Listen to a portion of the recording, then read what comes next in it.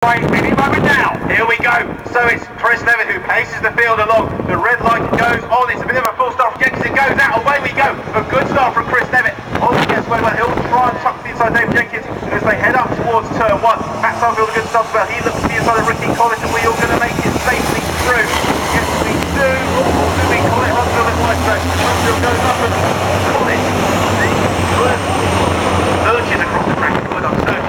Eventually, next week this bed. And so Colin lurches across the track, almost takes Terry Gibbon with him. So we've got a big advantage from Chris Levitt with Jenkins busy defending the Stuart Oliver intro of the bed. How much pump are they going to take? The answer for Stuart Oliver is an enormous amount.